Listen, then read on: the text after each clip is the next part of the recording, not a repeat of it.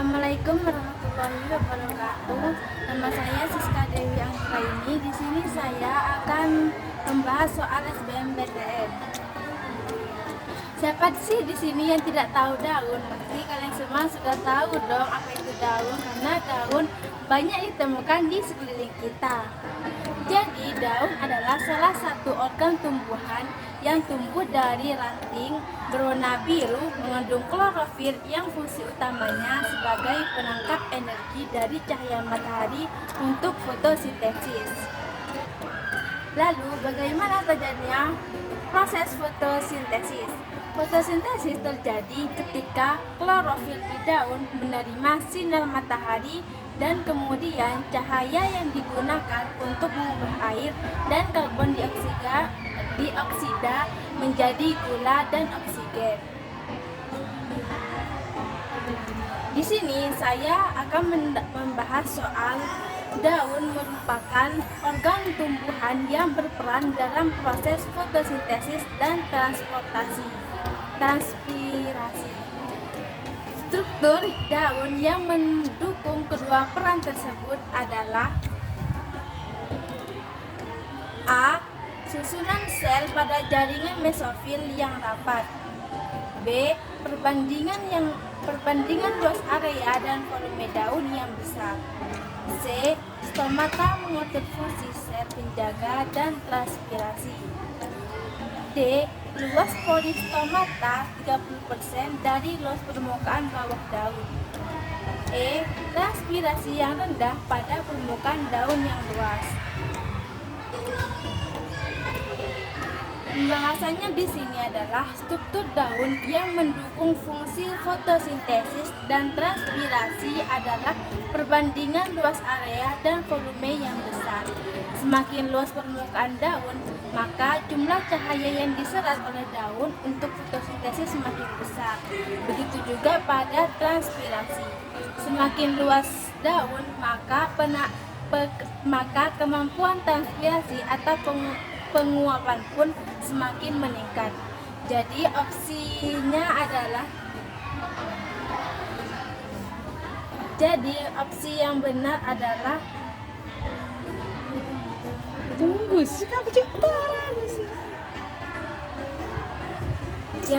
adalah B. Perbandingan luas area dan volume daun yang besar. Karena di opsi lain itu tidak tepat dikarenakan pilihan yang A, sel pada jaringan mesofil tidak semua rapat karena terdapat jaringan sekon atau bunga karang yang selnya berongga. Pilihan C, seharusnya sel penjaga yang mengatur fungsi stomata, bukan stomata yang mengatur. Pilihan D, luas pori stomata maksimal hanya 12% dan luas permukaan bawah daun. Pilihan E, permukaan daun yang luas justru akan memiliki kemampuan transpirasi yang tinggi. Ternyata bagian daun yang berfungsi sebagai fotosintesis bukan hanya klorofil, tetapi terdapat juga stomata yang berfungsi sebagai fotosintesis. Apa sih itu stomata? Stomata adalah pori-pori kecil di daun yang berfungsi penting dalam pertukaran gas tumbuhan.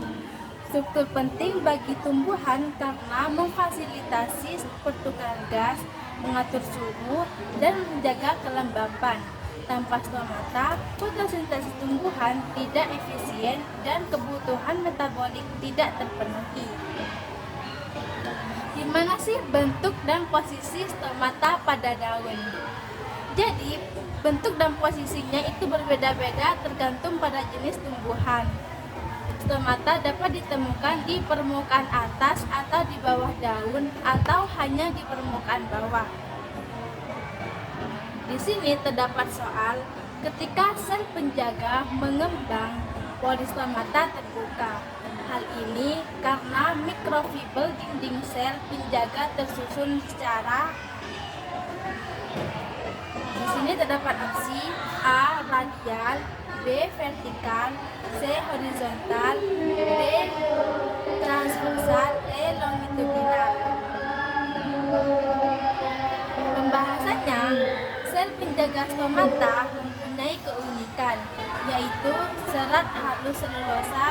disebut dengan mikrofibel.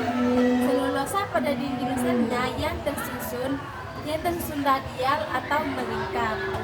Pola susunan sel mikrofibel dan sifat mikrofibel yang tidak elastis menyebabkan sel penjaga akan bergerak memanjang saat menyerap air.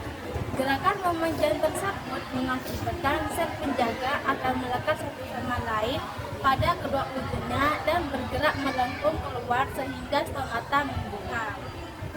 Buat kalian yang masih bingung gimana proses terjadinya fotosintesis dan apa itu stomata, kita simak video berikut ini. Proses fotosintesis pada tumbuhan. Fotosintesis adalah proses tumbuhan mengubah karbon dioksida dan air menjadi bahan makanan dengan bantuan cahaya matahari, terutama bagi tumbuhan yang memiliki zat hijau daun. Bagian akar pada tumbuhan bertugas menyerap air dan mineral dari dalam tanah dan membawanya ke bagian daun. Pada bagian daun inilah tempat terjadinya proses fotosintesis. Daun pada tumbuhan memiliki bagian bernama stomata yang terletak di bagian bawah permukaan daun. Stomata berbentuk lubang-lubang kecil. Stomata akan menyerap karbon dioksida yang ada di udara. Kemudian, air dan karbon dioksida dibawa ke dalam sel tumbuhan yang bernama kloroplas. Pada kloroplas terdapat klorofil yang fungsinya menyerap cahaya matahari pada saat terjadinya proses fotosintesis. Proses fotosintesis dibagi menjadi dua bagian, yaitu reaksi terang dan reaksi gelap. Reaksi terang terjadi pada bagian grana yang memproses cahaya matahari menjadi oksigen, ATP, dan NADPH. Oksigen akan dilepaskan ke udara melalui stomata. Energi ATP dan NADPH akan digunakan pada saat terjadinya reaksi gelap. Reaksi gelap terjadi di dalam stroma kloroplas.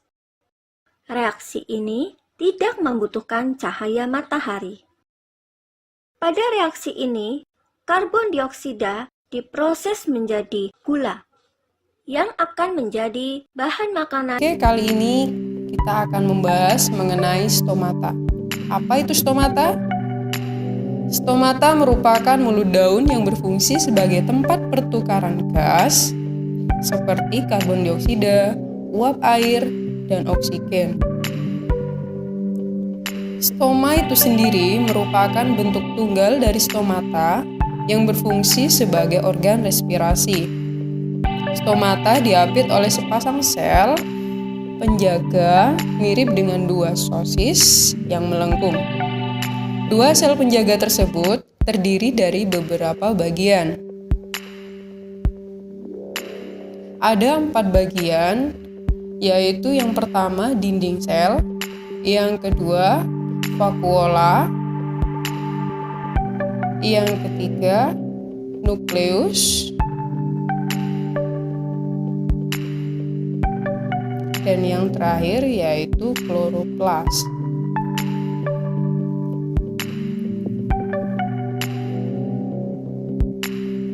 Tahukah kamu, Tucker, stoma mengambil karbon dioksida dari udara untuk dijadikan bahan fotosintesis. Selain itu, stoma juga mengeluarkan oksigen sebagai hasil dari fotosintesis. Sekitar 90% air yang dikeluarkan tumbuhan melalui stomata.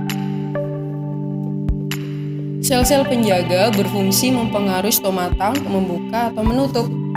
Membuka atau menutupnya stomata dipengaruhi oleh yang pertama adalah tekanan turgor. Yang kedua yaitu cahaya matahari.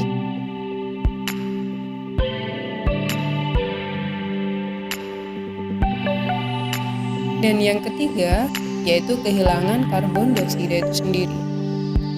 Oh iya, otakers, suhu tinggi transpirasi yang berlebih bisa juga menjadi penyebab nutupnya stomata.